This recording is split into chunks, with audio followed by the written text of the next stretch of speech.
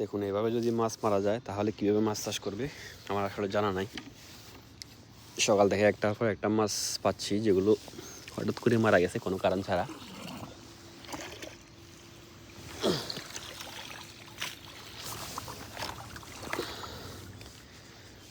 গতবারও যখন পুকুরে জাল দিয়েছিলাম তখন এইভাবে অনেকগুলো মাছ মারা গিয়েছিল। জানি না কি সমস্যার কারণে এগুলো হচ্ছে।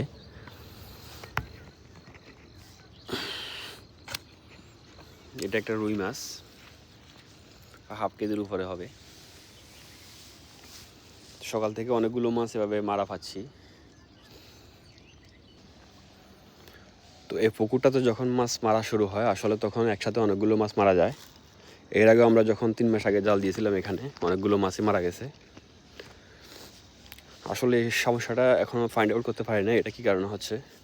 অনেকে বলে স্ট্রেসের কারণে, বা অনেকে বলে জাল দেওয়ার কারণে মাছগুলো একসাথে হয়তো অনেকগুলো মাছ ডলা খেয়েছে সেজন্য।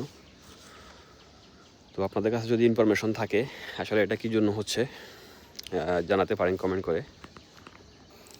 এই সাইডে আরও অনেকগুলো মাছ ভাসতেছে।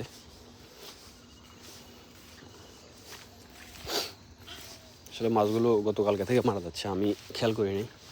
গতকালকে 1-2টা মাছ দেখেছিলাম, আমি ভাবছিলাম হয়তো এমনিতে কোইন্সিডেন্স হয়েছে, মাছ মাঝে মাঝে মারা যায়।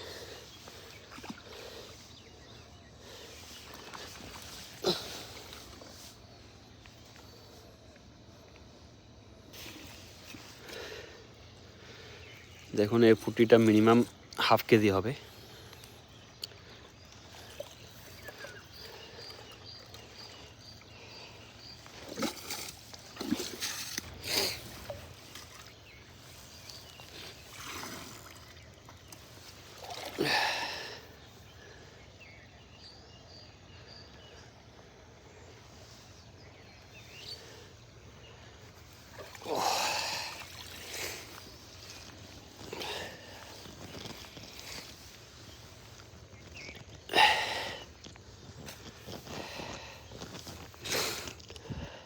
কত বড় মাছ দেখুন।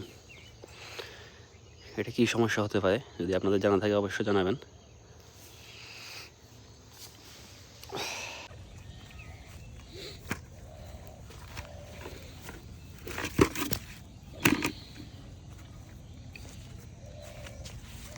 দেখুন এভাবে একজন চাষির স্বপ্ন শেষ হয়ে যায়।